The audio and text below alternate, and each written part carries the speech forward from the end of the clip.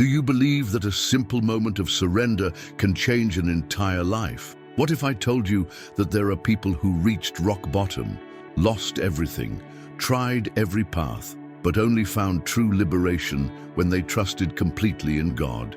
This story is about that, about addiction, pain, failure.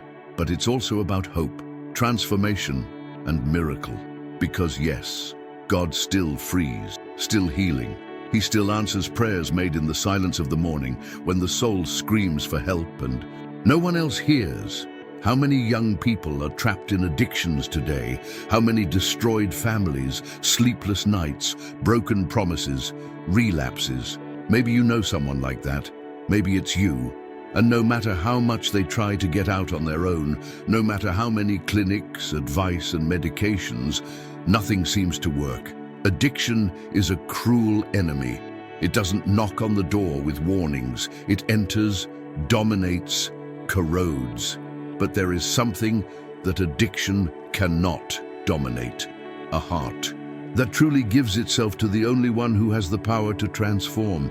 And this is the part that few know, because when everything fails, when even those closest to us give up, that's when the sky moves. This is where God reveals himself as Father, as Liberator, as the one who reaches out in the middle of the mud and says, "I still believe in you." This is not just another story of overcoming. It is a living testimony that no matter how deep the darkness, God's light always finds a way. That the impossible in human eyes is just the beginning of divine action. That surrender is not a sign of weakness, but of wisdom, because recognizing that we need God is the first step to true healing. You will now hear an intense, real journey with falls, tears and struggles, but also with redemption, faith, and a new beginning. And maybe when you hear this story, you'll realize you're not alone, that there is a way out, that there is a new chance. But to do so, you need to make a decision. Because it all started the moment he looked up and said, "God, I can't do it anymore. If you don't help me, I'm gonna die like this." And that's when everything started to change.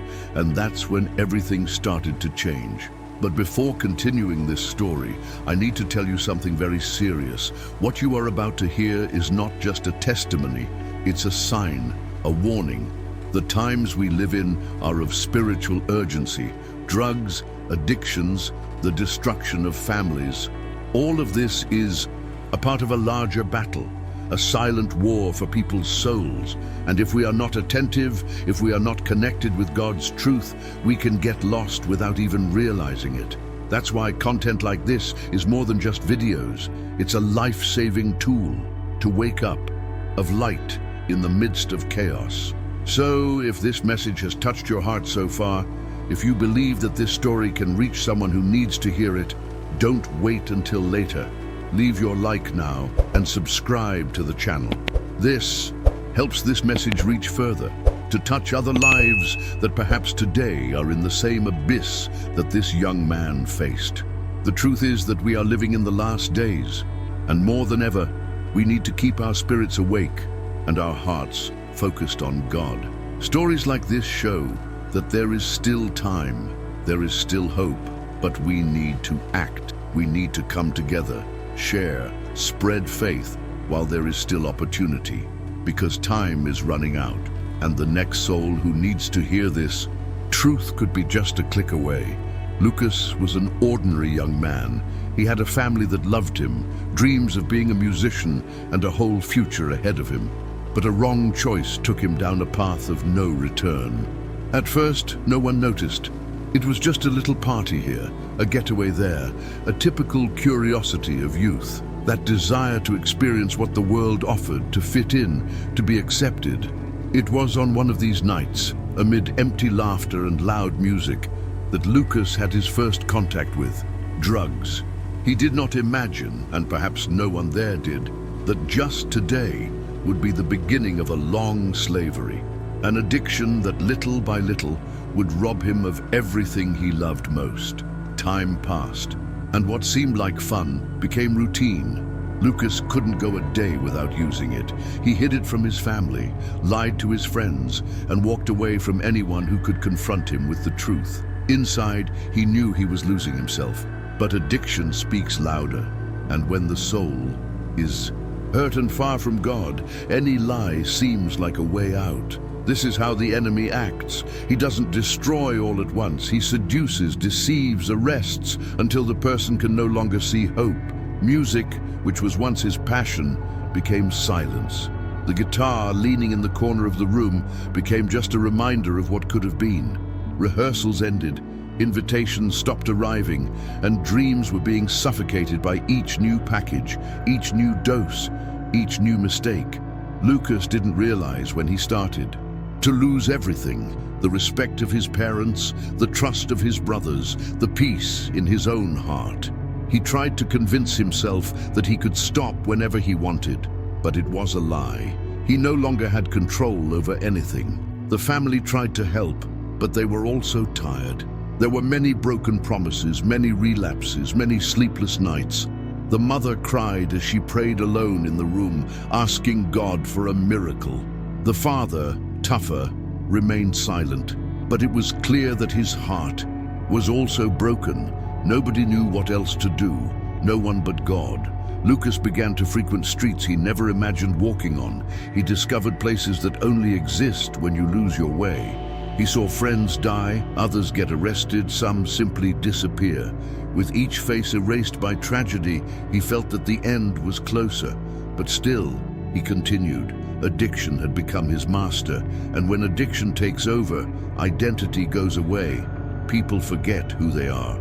And that's exactly what happened. Lucas no longer knew who he was. I just knew I was trapped. Still, there was something inside him that wouldn't die. A memory, a seed of faith that had been planted way back, perhaps in a conversation with a grandmother, perhaps in childhood Bible school, perhaps in an old praise that still echoed in some corner of the mind. He didn't understand, but he knew that even after everything, there was still something greater that could save him. He just didn't know how to surrender. I just didn't know how to get back. There were years of this destructive routine, and the saddest thing is that during all this time, Lucas tried everything. Rehabilitation clinics, therapies, New Year's resolutions, support groups, advice, escapes. He tried to change cities, friends, life. But where he went, the void went with him, because the problem wasn't just what he did, it was what he carried inside. It was a wound that only God could heal. And this is where many people are mistaken. They think they can overcome addiction alone, with the strength of their mind, with discipline, with new habits. But there are battles that are spiritual, and this was one of them. What Lucas faced was not just physical or emotional, it was a war for the soul. And in this war, there is only victory when everything is handed over to the Lord. Do you understand what this is? Ever feel like you're fighting something much bigger than yourself? Have you tried everything but remained stuck in the same place, as if something invisible was pulling you back every time you tried to get up? This is how the enemy acts. He wants to make you believe there is no way out, that you've already gone too far, which is not worthy of starting over. But that's a lie. Because as long as there is breath, there is a chance for redemption. As long as there is a beating heart, there is room for a miracle. And that is precisely what Lucas's life began to show. But look, this is exactly where I want to invite you. If at some point this testimony began to speak to you, if you know someone who needs to hear this, or if you yourself have faced similar struggles, comment below with the word hope. Your comment could be an answer for someone. It could be the push that another life needs to not give up. What's more, if you haven't liked this video yet or forgot to subscribe to the channel, do so now. Don't wait. Because the more this content spreads, the more lives it can reach. There are many people trapped in addictions, living days of silent pain, and you can be the channel that leads to transformation. Leave a like, subscribe to the channel, and helps this message break through the barriers of the algorithm and reach those who are at rock bottom right now, at this exact moment.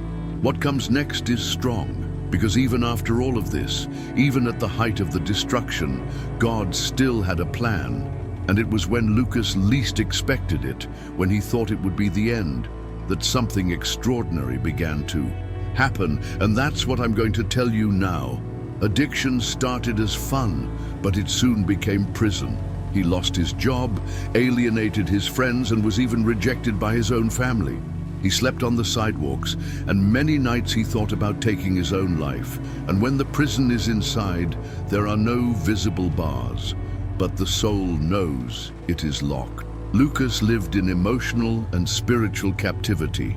He woke up every day with the bitter taste of guilt and the weight of regret on his shoulders. He knew he was destroying himself, but he couldn't stop. Each relapse was another stab at hope. Every broken promise was another open wound. He started living on the street, carrying a bag of torn clothes, exchanging personal items for another dose. Shame took over. The gaze that was once full of dreams was now lowered, avoiding any human contact. That sparkle in his eyes was gone, as if his life had been ripped away in pieces. The days were long, but the nights were torturous. Lucas lay on cold sidewalks under awnings and stood there looking at the sky as if asking, God, why? At times the pain was so unbearable that he thought about ending his own existence. And that wasn't once or twice, it was many. Dark thoughts visited him frequently, whispering that it would be better if it all ended soon, that no one would miss, that it was already too late. And the scariest thing is that deep down, he believed these lies. The breaking point arrived on a rainy night. One of those strong storms where the sky seems to collapse. Lucas was soaked without shelter, cold, hungry, and an emptiness that consumed him inside. That was the last straw. The moment he looked around and realized he had lost everything. Family, dignity, identity, dreams, everything had slipped through his fingers, and in that silent desperation, he had a crisis. He screamed in the middle of the street, kicked cans, fell to his knees on the wet asphalt. He cried like a child, and it wasn't just any crying. It was a cry of the soul, a cry without words. It was his spirit screaming for help, even though he didn't yet know who he was crying out to. The next morning, he woke up dirty, with his face swollen from crying. Passers-by avoided him as if he were invisible, or worse, a nuisance. Lucas was the picture of failure, an urban zombie that many judged with their eyes, but few dared to look at with compassion. And that hurt more than hunger.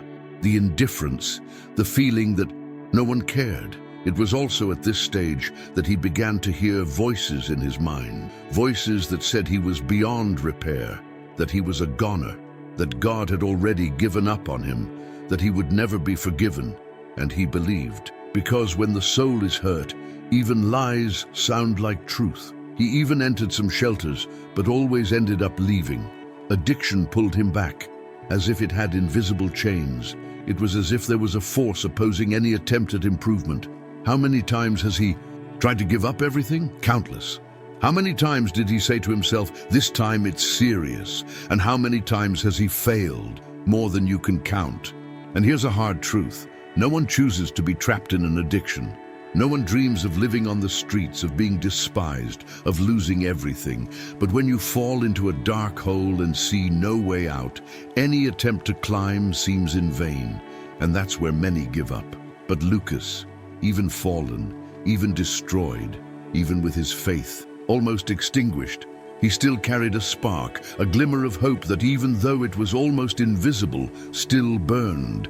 And it was that spark that kept him alive. Because despite everything, God was still writing his story.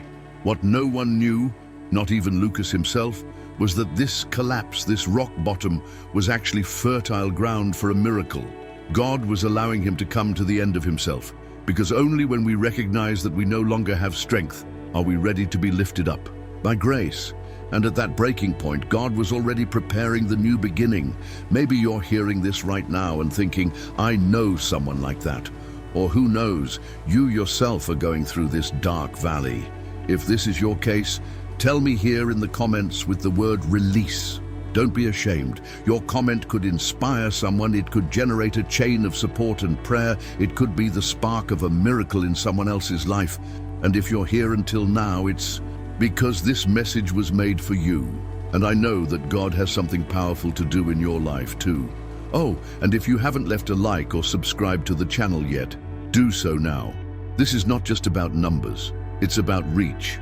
When you like and subscribe, YouTube understands that this content has value, and then he gives it to more people, more Lucas in life, more stories that still haven't had a happy ending, more hearts that are crying out in the silence. And speaking of the end, we're not there yet, because what happened after that night of rupture is something that not even Lucas expected, something only God could write.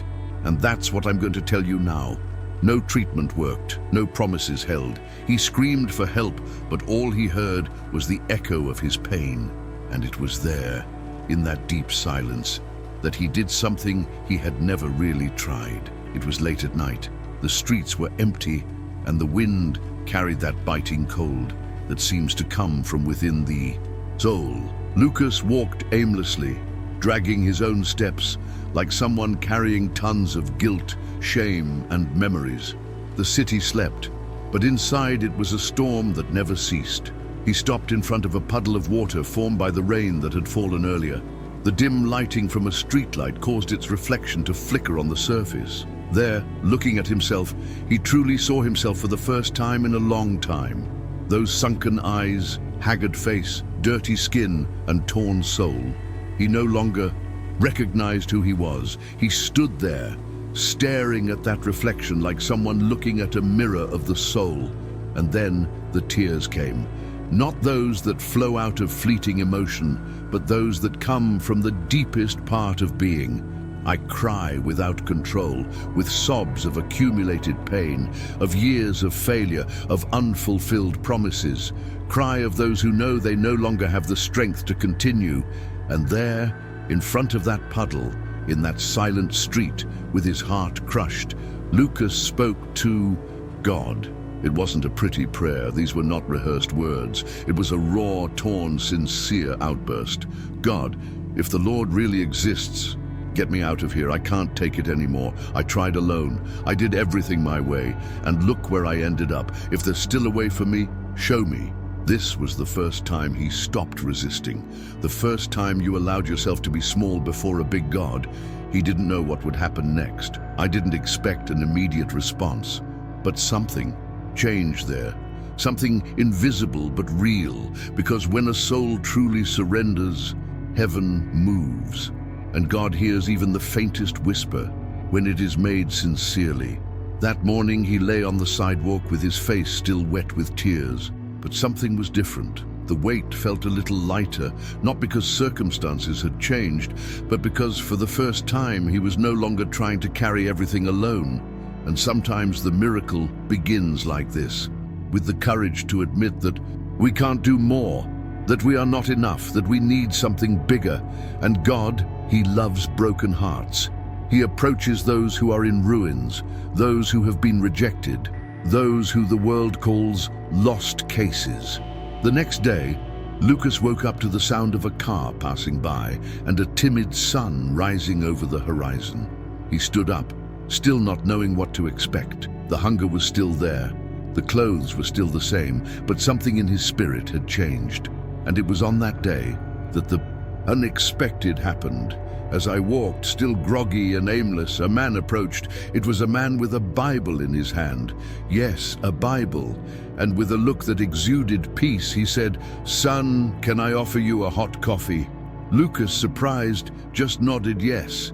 That small act of kindness broke something inside him. It was as if God was answering his prayer through that stranger. They went to a small room behind a church, where a social project was running. There, Lucas received not only coffee, but a hot shower, clean clothes, and for the first time in a long time he was heard. Not judged, not criticized, just heard. He told his story between pauses and tears. And that man, who he would later discover was a pastor, just listened and said, "You're not alone." God brought you here for a reason. Your life still has purpose. Those words hit hard. Purpose. This was what Lucas had lost. The meaning, the direction. But hearing that, even after so much error, God still saw value in him. That rekindled a spark. And it wasn't just any spark anymore. It was the beginning of a new flame. The pastor then made an invitation. Do you want to try again, but this time with God? And Lucas, with teary eyes, replied, yes, I have nowhere else to go. And that's how he decided to join a Christian recovery center, linked to that church. A simple place, without luxury, but full of something he didn't find in conventional clinics. The presence of God. There, the days began with prayer and ended with praise. The services were simple, but every word seemed to have been written just for him. Each song hit exactly where it hurt most. And little by little, the miracle began to happen. It wasn't immediate, it wasn't magic, but it was real. And it's important to say that because maybe someone is listening to this video hoping for an instant twist. But God sometimes heals in the process. And with Lucas, it was like that. Each day, a layer of pain was peeled away. A lie from the enemy was undone. A new truth was planted. He began to read the Bible with hunger, like someone seeking air in an unventilated room. And there, among the yellowed pages, he found promises that seemed written for him. Though your sin be as red as scarlet, it shall be as white as snow, because I am the one who knows the plans I have for you. And that word began to rebuild him from the inside out. Lucas smiled again, singing, playing the guitar, and most impressively, he began to help others who arrived as he did, broken, injured, without hope. He told his story shamelessly, like someone carrying a war trophy, because he understood everything he experienced now served as testimony to show that God transforms. That rock bottom can become the starting point for a new beginning. And look, if you made it this far in this video, I want to invite you. If at any point you've ever felt at rock bottom, if you've ever cried alone thinking no one was listening, comment below with the word fresh start, your. In comment may shine a light in another life, and more. If you haven't liked this video or subscribed to the channel, now is the time, because every like, every subscription helps this message reach further.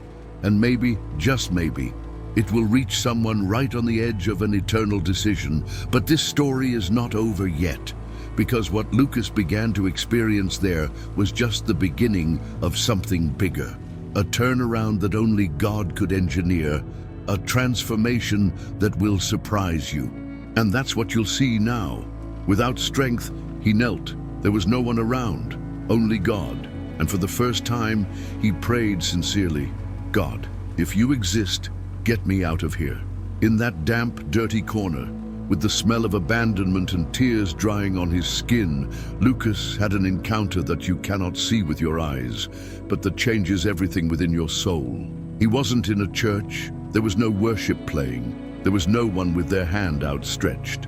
He was alone, but it was in this place where everything seemed lost that he discovered he was never truly alone. Because God, the God who hears, who sees, who responds, was there, silent but present, invisible but real. And it was at that moment, on our knees, that faith began to be born. Not that automatic religious faith, but a raw, desperate faith, full of truth. His prayer was short but sincere. There was no theology, there was no eloquence, but there was pain and surrender.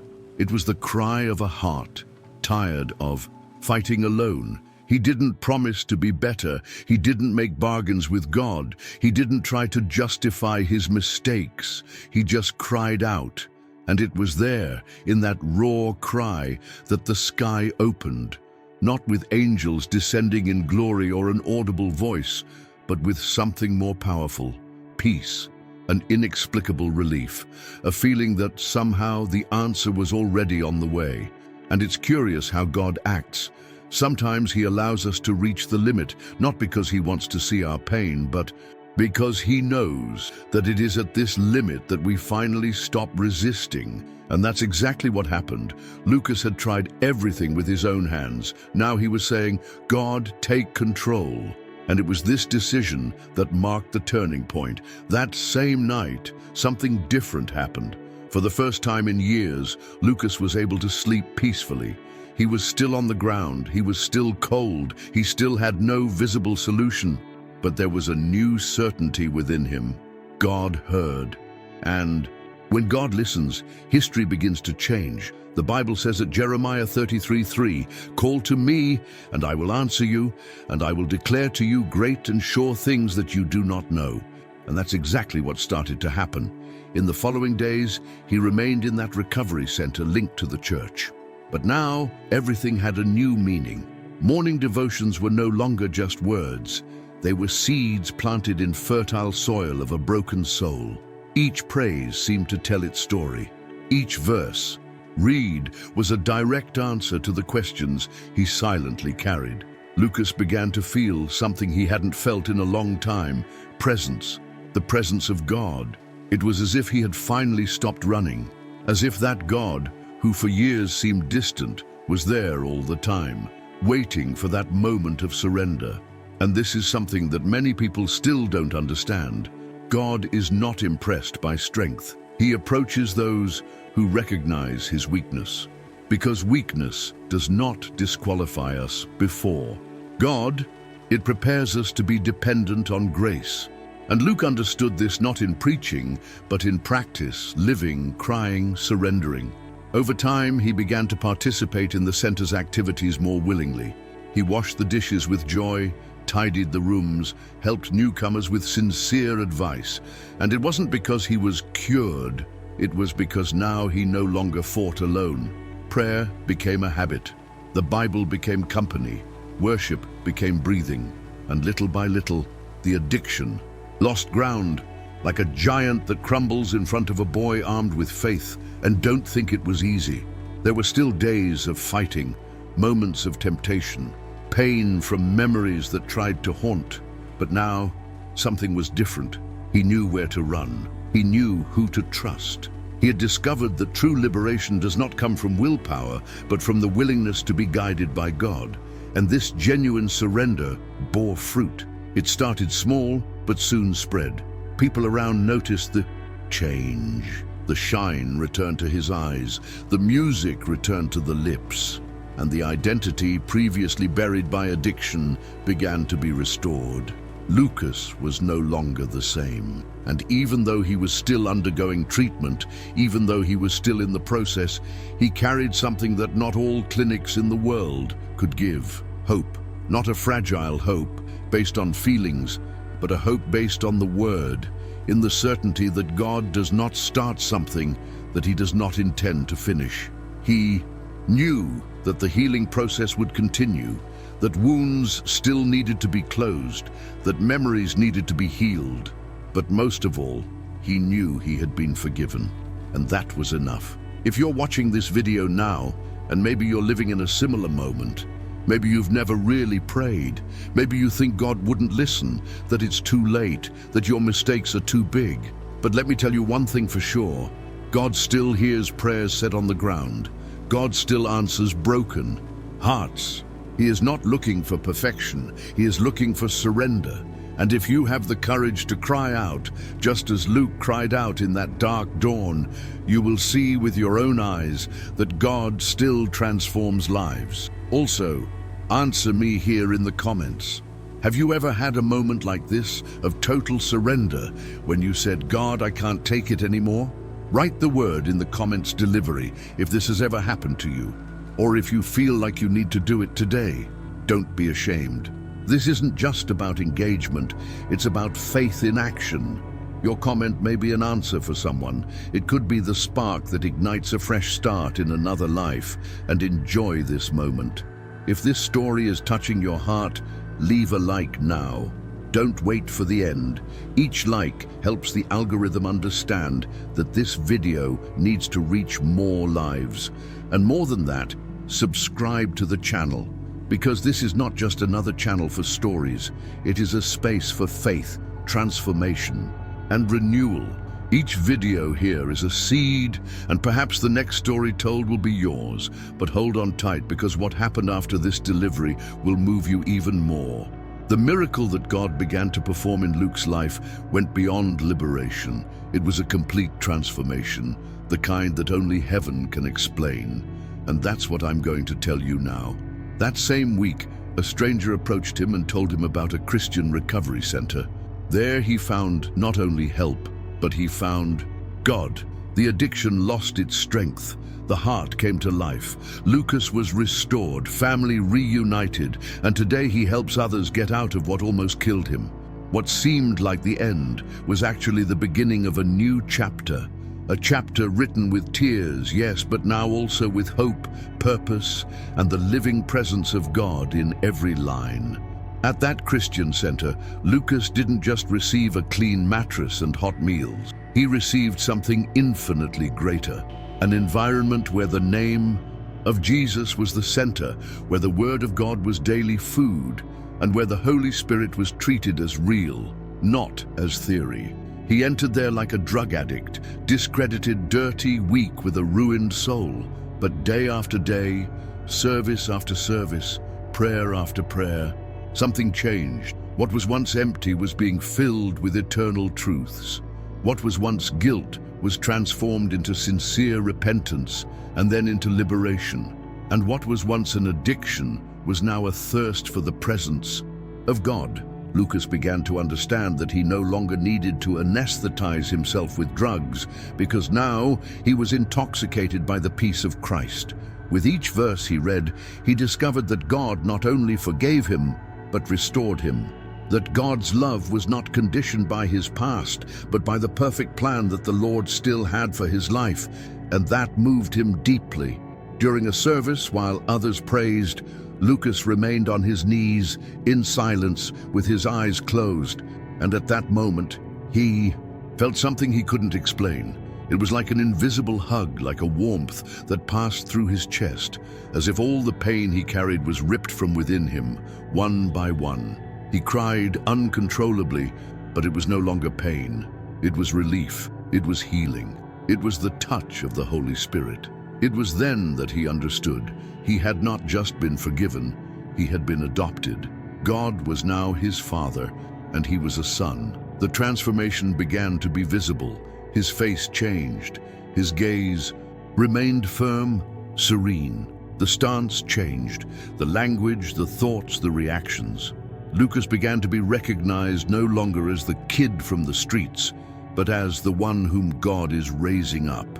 And in fact, God was really raising him up, with purpose, with mission, with destiny. Shortly afterwards, he received a visit from his mother. It was the first time they had seen each other since he had left home. When she entered that place and saw him from afar, she was paralyzed. The boy, who had previously been swallowed by drugs, was now standing with a serene smile, clean eyes, and a strong hug.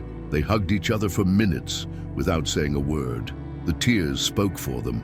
It was the reunion of a mother with a son she thought she had lost forever. But God had returned. Then the father came, more reserved, more restrained. But when he saw his son singing in a service with his eyes closed and his hands raised, he cried. It was there, at that moment, that he understood. God is real. God does. God transforms. And what no man could do, God did with the power of his love. Lucas didn't stop there. He continued to grow, studying the Bible, getting involved in the ministry, helping other young people who arrived as broken as he had arrived. He became a reference in that place. When someone new came in saying, "There's no other way for me," the leaders pointed to Lucas and said, "Look at him. God does it." He began to give services, to tell his testimony in churches, in schools, in communities. And with every word he said, you saw truth, weight of glory, marks of a story that now no longer shamed, but glorified God. What was once a source of pain was now a rescue tool. His past was not erased. It was transformed into a platform to liberate others. And this is something that needs to be understood. God does not throw away our history. He redeems. He picks up the pieces and creates a masterpiece. He turns crying into dancing, shame into testimony, falling into victory. And Lucas was living proof of that. When his old friends saw him, they couldn't believe it. Some would come up and say, "Man, what happened to you?" And he responded with simplicity and power, "I found Jesus," or rather, he found me. Others, who were still stuck in their addictions, started looking for him for help. And do you know what he did? He extended his hand. Because whoever has been reached by grace understands that their mission now is to achieve. Today, Luke is an instrument of God. And no, he doesn't consider himself better than anyone else. On the contrary, he knows where he came from. He remembers every cold dawn, of every tear, from every thought of death. But he also remembers the day he surrendered, from the day I said, "God, get me out of here." And that's why he lives to testify, to show that God still performs miracles, that God still transforms stories, that there is no hopeless case when you hand everything over to the Creator. And perhaps, as you watch this part of the story, a question is echoing in your heart. Could this happen to me? And the answer, with all love and truth, is yes. God does not change. He is the same yesterday, today, and forever. And he still chooses to lift up the unlikely. He still decides to use the ones the world discarded. He even turns tears into powerful testimonies. If this story is touching your heart, write the words here in the comments, "Miracle." Maybe you've been waiting for one. Maybe you've already experienced one. Or perhaps you want to say, "I believe the next miracle could be mine." Your comment can be a point of contact with heaven, and it may spark faith in someone reading this right now who is thinking about giving up. Don't underestimate the power of a word. And once again, if you haven't liked this video yet, click like now. This isn't just about numbers, it's about mission. Each like makes YouTube understand that this content is relevant, that it needs to reach more people, that this message needs to cross barriers. And subscribe to the channel, because here each story has a purpose, each testimony carries redemption, and each minute of video is a seed of faith. Now, hold on tight, because what God has done so far is already great. But what comes next shows the real impact of this transformation. Lucas's life took a new direction, and this journey still has something to reveal to you. Maybe you know someone trapped in an addiction. Maybe it's someone close to you, someone from your home, someone you know, or maybe it's you. Perhaps, as you listened to each part of this story, you felt as if you were in front of a mirror, as if every word narrated about suffering, emptiness, frustrated attempts and relapses was a description of his own life. And if so, listen carefully to what I'm going to tell you now. Lucas tried everything, absolutely everything. Therapies, advice, clinics, escapes, human new beginnings. But he went to give everything to God that he discovered what, until then, seemed like a myth, the true freedom, one that does not come from a new city, a new environment, or a new method, but from redeeming grace of a God who does not give up on anyone. And when he enters the story, everything changes. Today, Lucas plays the guitar in the same church that welcomed him. The fingers that once trembled with abstinence now vibrate on the strings of praise. The mouth that used to ask for alms and cry out for another dose now sings about a new beginning, about forgiveness, about liberation. The eyes which for so long were windows of pain now shine with purpose, with restored identity. And more than that, he is a living bridge between the past of pain and the present of redemption. We often see someone who won a fight like that and think he was lucky, but it's not luck and grace. It's divine intervention. It is the hand of God extended at the exact moment when man recognizes that he can no longer do it alone, because the freedom is not in the absence of temptation, more constant presence of God inside us. That's what Lucas understood, and that's what transforms someone's life. How many people are trapped even though they are walking, smiling, pretending, trapped inside, chained in pain that no one sees. Addictions that are not limited to drugs, but that infiltrate thoughts, attitudes, relationships, emotional and spiritual slavery. And the worst prison is precisely this, the one that seems to have no bars, but keeps the soul in captivity. Jesus knew this. This is why he declared so forcefully, "Therefore, if the Son sets you free, you will be free indeed." John 8:36. It is not partial freedom. It is not momentary. It's real. It's eternal. It's enough. And perhaps this is the word you need to hear most today. You can be free. Yes, you thought it was too late. You who have a history of failures. You who even believe in God, but think he got tired of you, or that he has more important things to do than listen to your cry. But I'm here to tell you, with all the authority that comes from witnessing lives like Luke's, God is still listening. God still responds. God still transforms. And look, everything around you may say otherwise. You may have been living in a cycle of destruction and pain for years, but pay attention. A cycle only breaks when someone decides to hand over control to those who can really lead, Lucas decided. And the starting point wasn't a place. It was a decision, a prayer, a surrender.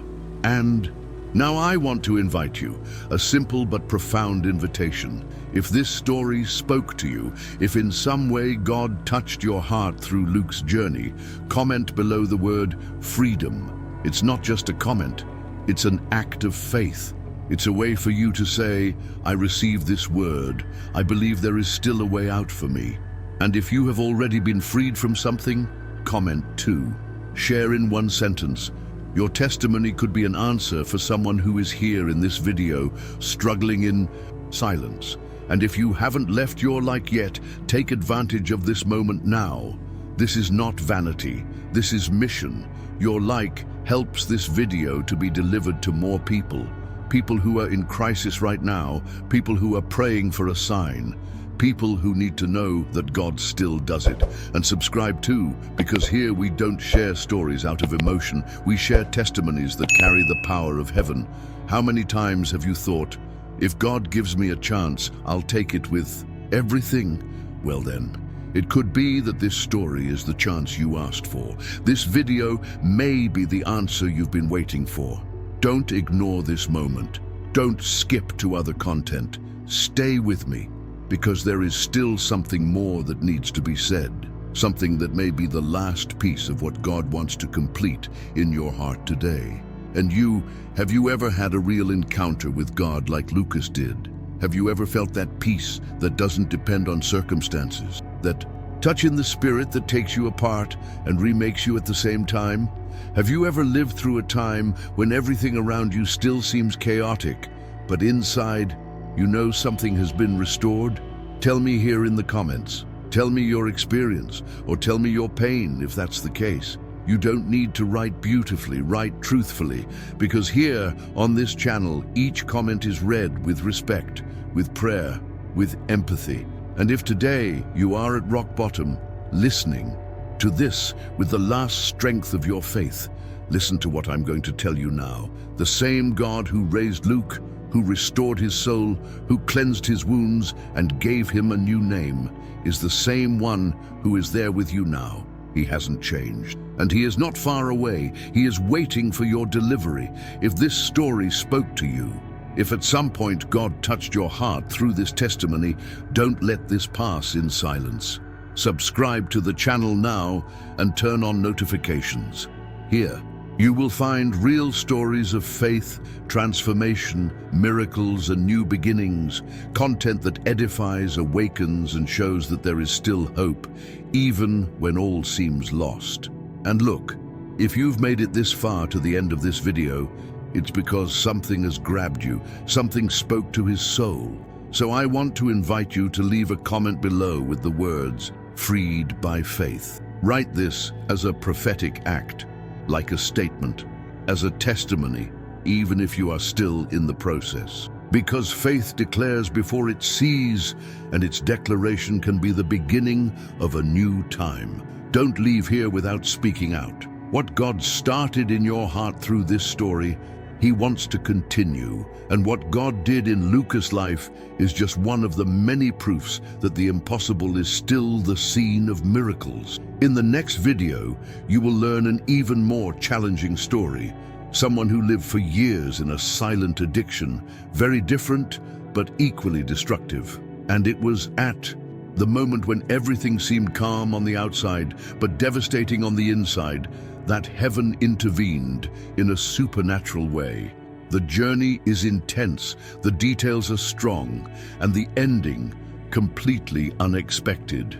You will understand how God works, even behind the scenes of pain. The next story will open your eyes to what He can do, even when no one else believes.